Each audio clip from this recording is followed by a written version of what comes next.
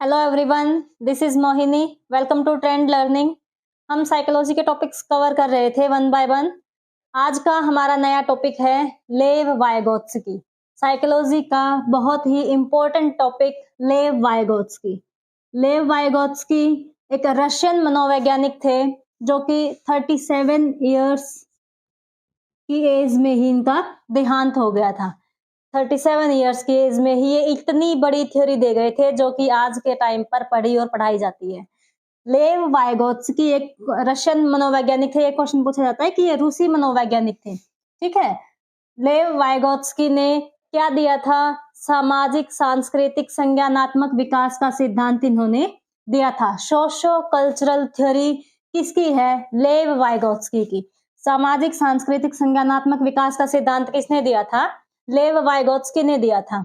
इसमें इसने क्या बताया था? इस मनोवैज्ञानिक की क्या धारणा थी कि बच्चे का विकास सिर्फ जैसे कि जीन प्याजे ने बताया था, स्टेज बाय स्टेज बताया था कि जैसे 0 से 2 साल का बच्चा है जो बॉडीली डेवलपमेंट करता है, फिर 2 से 7 साल का बच्चा ये सीखता है, लेकिन उसने समाज का कोई रोल नहीं दिखाया था। लेकिन जो लेव वाइगोत्स्की है हमारे मनोवैज्ञानिक, इन्होंने कहा कि समाज एक बहुत बड़ा फैक्टर निभाता है किसमें? बच्चे के विकास में। जो भी डेवलपमेंट होती है वो बिना सोसाइटी के नहीं होती। इसने किसने कहा? ये लेव वाइगोत्स्की की धारणा थी। क्या थी? सोशो कल्चरल थ्योरी इसने इसीलिए दी है कि सोसाइटी का और कल्चर का इतना ही इंपॉर्टेंट रोल है जितना बच्चा खुद डेवलप करता है। जैसे कि जीन प्याजे ने कहा कि बच्चा खुद डेवलपमेंट करेगा, लेकिन उसने ईयर्स डिवाइड कर दिए कि इतना बच्चा ऐसे डेवलपमेंट करेगा, इतने साल का बच्चा ऐसे डेवलपमेंट करेगा। लेकिन इसने क्या कहा कि सोसाइटी अहम रोल प्ले करती है, अहम रोल निभाती है किसमें? बच्चे के विकास में। इसीलिए इसका नाम पूरा नाम से ही अगर हम समझ जाएंगे, सामाजिक सांस्कृतिक संज्ञानात्मक विकास। भाई सोसाइटी भी कल्चर भी बच्चे की डेवलपमेंट में रोल प्ले करते हैं, ठीक। ये है हमारी थ्योरी। आई होप आपको ये क्लियर हुई होगी। इसकी पूरी डेफिनेशन वैसे समझने में कुछ है भी नहीं कि सोसाइटी और कल्चर कैसे एक बच्चे के विकास में रोल प्ले करते हैं। ये हम क्या करेंगे आगे आगे इसी चीज को क्लैरिफाई किया है इसने अपनी थ्योरी में। चलिए आगे पढ़ते हैं। ये है इसके उपनाम। इस सिद्धांत के 3 उपनाम है। पहला है जैव सामाजिक विकास का सिद्धांत। क्या है?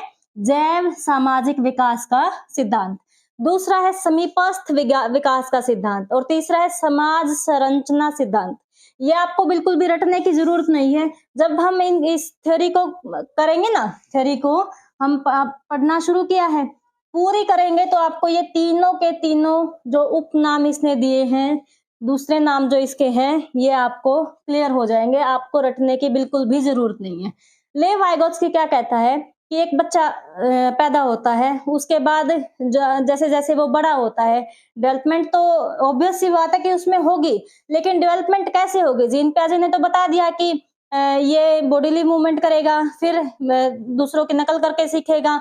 इसी तरह से इसने क्या कहा कि बच्चे की डेवलपमेंट एक स्तर पर होगी, कुछ होगी, फिर जो आगे दूसरा स्तर आएगा उस पे डेवलपमेंट अलग होगी। अब देखिए कैसे बताया इसने बताया कि मान लो बच्चा इस सेंटर पॉइंट पे है, इस सेंटर पॉइंट पे है बच्चा।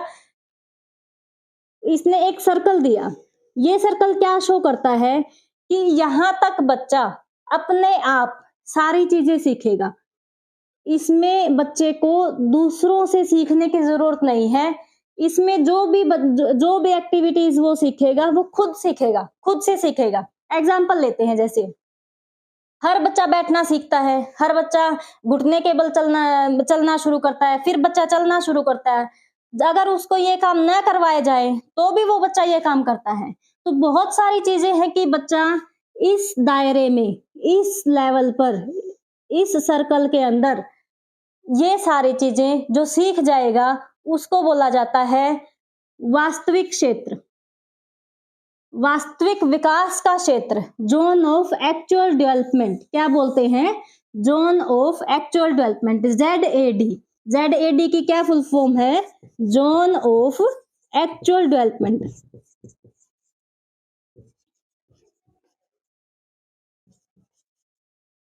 क्या मतलब है इसका? वास्तविक विकास का क्षेत्र। वास्तविक विकास कैसे होगा? जिसमें उसको दूसरों की जरूरत नहीं है, वो खुद जितना भी डेवलपमेंट उसमें होगा उसको बोला जाएगा वास्तविक विकास का क्षेत्र। फिर आता है जोन ऑफ प्रॉक्सिमल डेवलपमेंट। ये क्या है भाई? बच्चा यहां से यहां तक तो अपने आप पहुंच गया, हर बच्चा पहुंच जाता है अगर वो नॉर्मल आईक्यू है, उसका नॉर्मल बुद्धि का बच्चा है, तो वो क्या करेगा? वो यहाँ तक, इस पॉइंट तक अपने आप पहुंच जाएगा, इस सर्कल को वो अपने आप पूरा कर लेगा, यहाँ किसी की जरूरत नहीं है। लेकिन अब ऐसा तो नहीं है कि बच्चा हर हर चीज सीख के ही आता है, नहीं, उसको सीखने की जरूरत पड़ती है। जब वो दूसरों से मदद लेता है सीखने में, जब वो नई नई चीजें सीखता है, वो इस दायरे में आ जाता है, इस स्तर पर आ जाता है, हम उसको इस सर्कल में काउंट करते हैं। ए तक बच्चे ने अपने आप सीखा, लेकिन इस पॉइंट से इस पॉइंट तक पहुंचने में उसको किसी की हेल्प की जरूरत पड़ी। किसकी? अब उस जिसकी हेल्प की जरूरत पड़ी उसको क्या बोलते हैं? MKO। भाई more knowledgeable other, more knowledgeable other लिख देती हूं मैं इसको, मोर नॉलेजेबल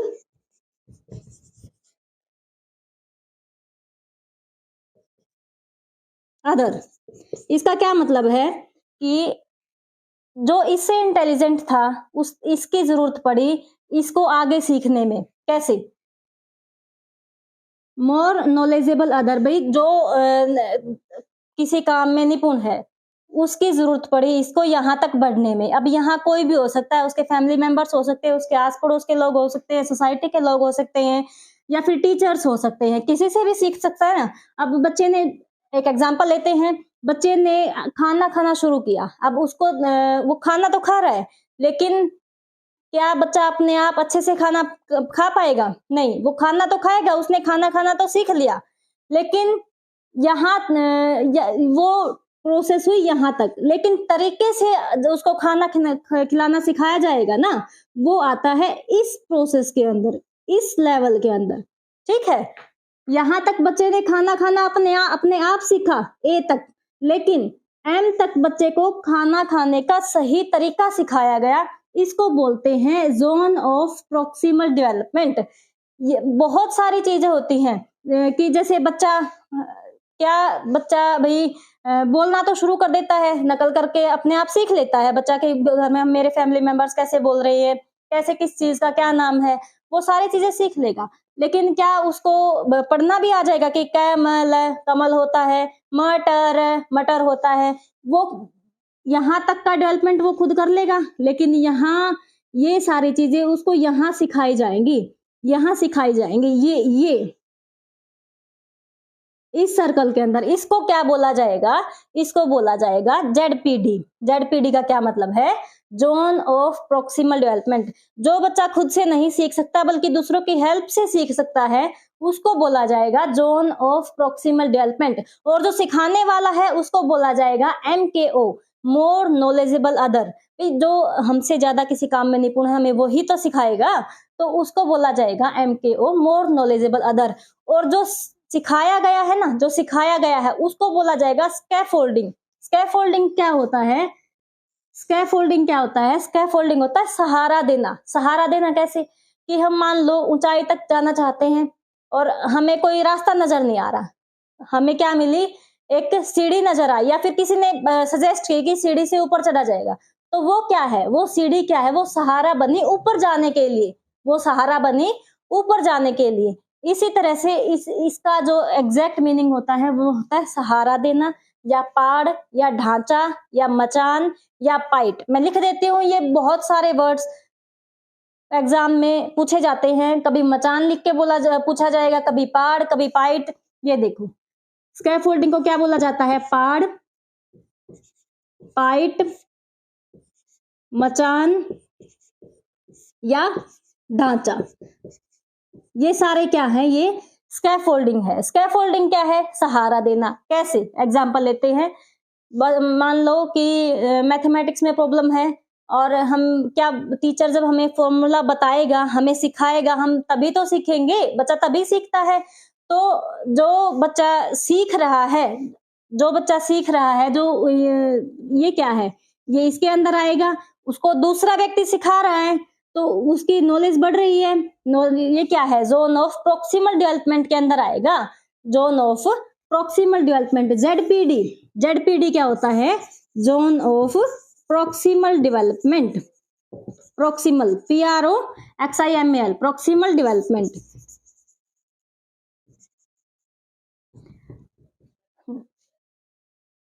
ठीक, तो अब मान लो कि बच्चा एक जो टीचर है बच्चे को पढ़ाने के लिए पूरा का पूरा जो सिलेबस है उसको सिस्टमेटिकली अरेंज करता है, पूरा का पूरा ढांचा तैयार करता है कि बच्चे को कोई प्रॉब्लम ना आए, है ना?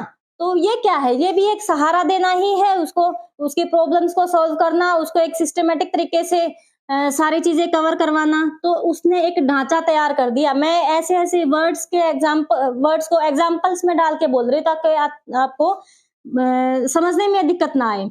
वैसे तो स्कैफोल्डिंग अपने आप में ही कंप्लीट वर्ड है कि जो स्कैफोल्डिंग है, मैंने बताया जैसे कि सहारा देना इसका वर्ड है। अब सहारा हम जगह जगह पे लेते हैं, कैसे लेते हैं, ऐसे नहीं है कि हम कोई सहारा लेके चल रहे हैं, नहीं। जो हमें नहीं आता वो किसी दूसरे से सीखा जाता है, वो दूसरा क्या दे रहा है, वो सिखाने में हमें सहारा ही दे रहा है ताकि अपनी हमारी नॉलेज को बढ़ाया जा सके और हम सोसाइटी में रहने के लायक बन सके। इसी वजह से ये सारी चीजें की जाती हैं। लेव वाइगोत्स्की ने इस जोन ऑफ प्रॉक्सिमल डेवलपमेंट को हर एक बच्चे में अलग अलग बताया है उसके आईक्यू के बेस पे।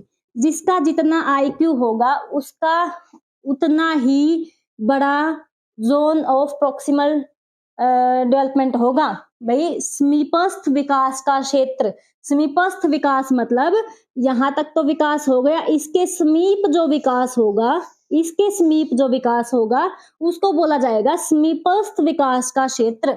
और ये किसी का छोटा हो सकता है, किसी का बड़ा हो सकता है, किसी का नॉर्मल हो सकता है। कैसे भाई, किसी की तो जो लर्निंग कैपेसिटी है वो ज्यादा है, वो ज्यादा चीजें एक्नॉलेज कर सकता है, ज्यादा चीजों को एब्जॉर्ब कर सकता है, ज्यादा चीजों को समझ सकता है, ठीक है, चिंतन स्तर उसका ज्यादा हो सकता है।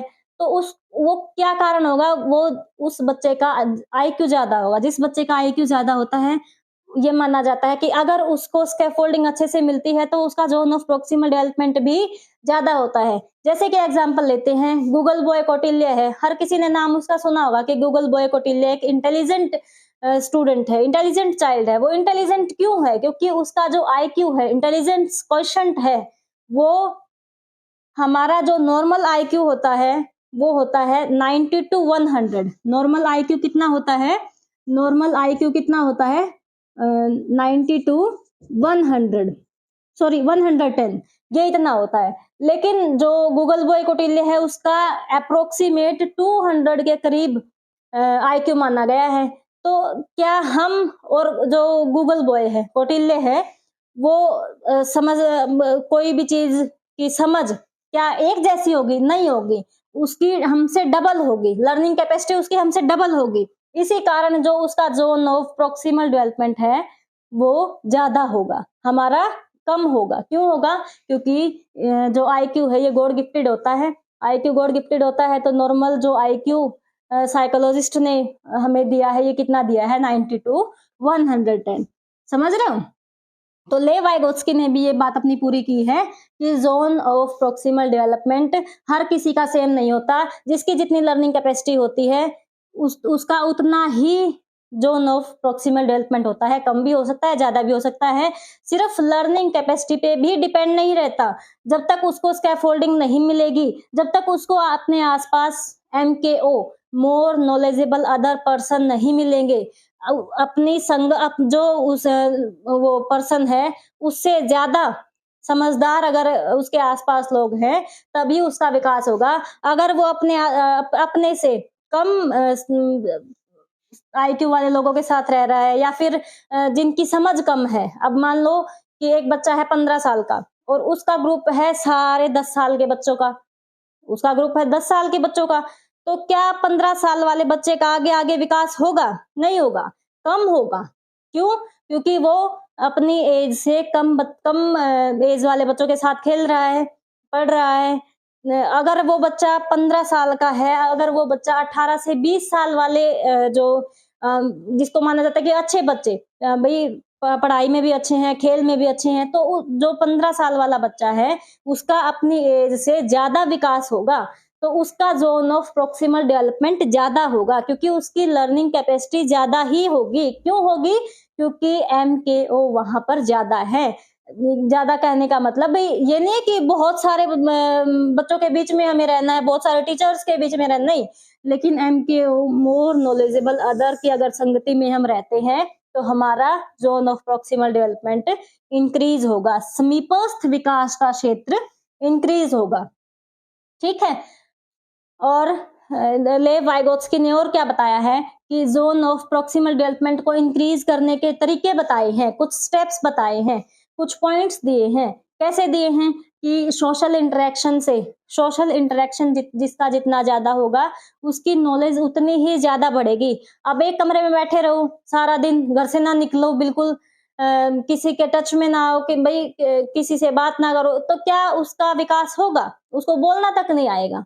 और एक दूसरा पर्सन है, वो मीटिंग्स कर रहा है, सोशल इंटरेक्शंस कर रहा है, सोशल मीटिंग्स ले रहा है, कॉन्फ्रेंस ले रहा है, तो उसका विकास कितना होगा? तो क्या एक घर में बैठा है और एक बाहर मीटिंग्स कर रहा है या फिर कुछ भी अपना काम कर रहा है, तो उसका ज़ोन ऑफ प्रॉक्सिमल डेवलपमेंट ज़्यादा होगा। आई होप आपको ये पॉइंट क्लियर हुआ होगा।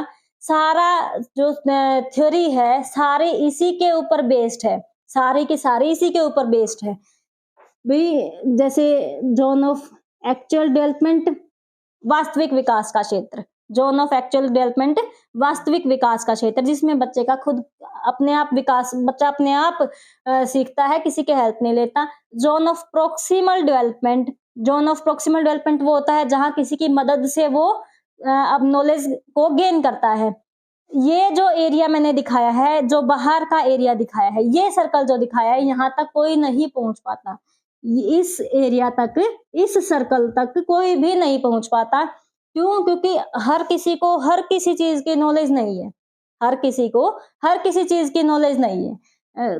कोई भी पर्सन है, ज्यादा इंटेलिजेंट है, कम इंटेलिजेंट है, उसका एक दायरा ले वाइगोत्स्की ने बनाया है कि जिसका जितना आईक्यू होगा, उतना ही समीपस्थ विकास का क्षेत्र बढ़ेगा। ठीक है? एक मैंने लिखा है जेडपीडी, फिर लिखा है, 2 बार लिखा है ना, एक ZAD zone of actual development, एक ZPD zone of proximal development, एक ZPD zone of potential development. क्या है ये? Zone of potential development.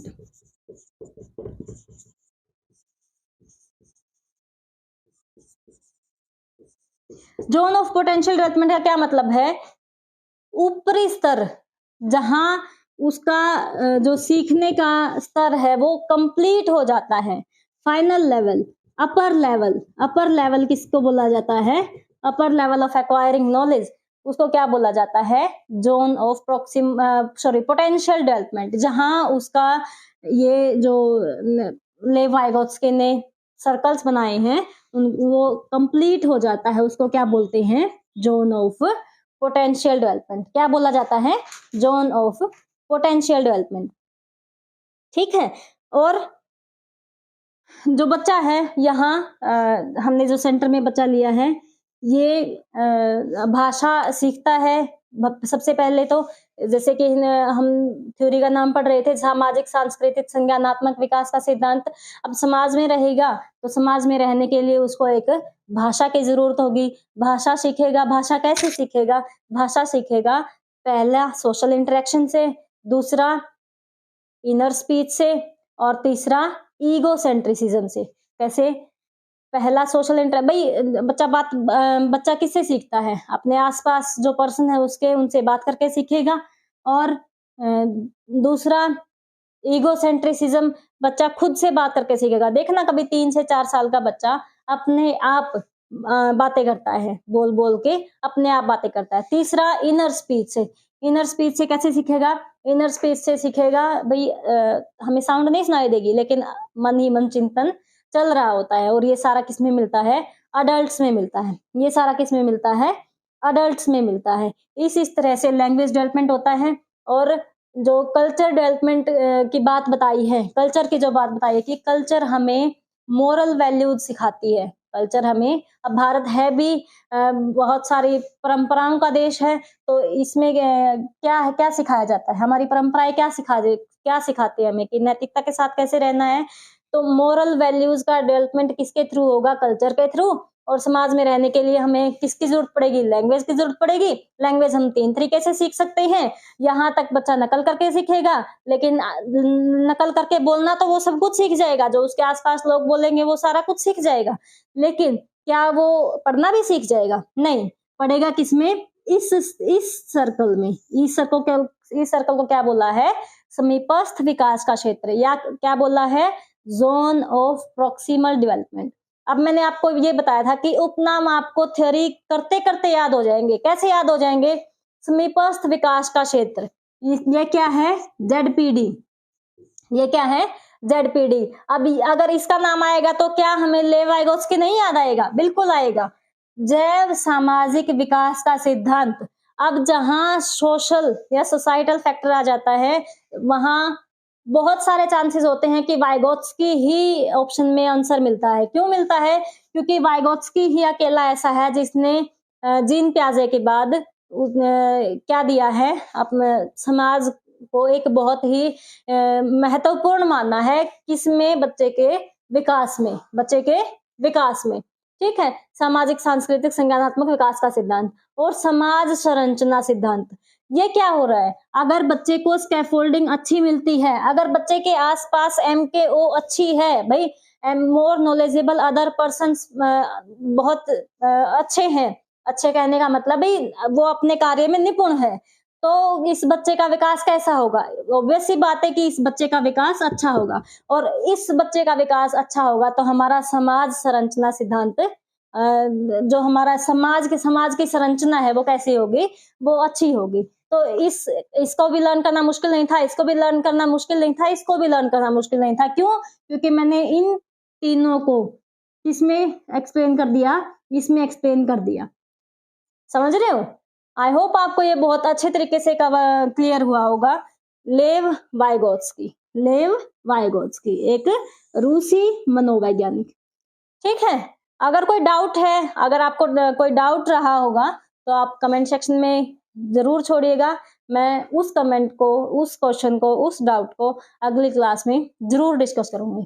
Thank you so much. I hope आपको सारी चीजें बहुत अच्छे तरीके से क्लियर हुई होंगी।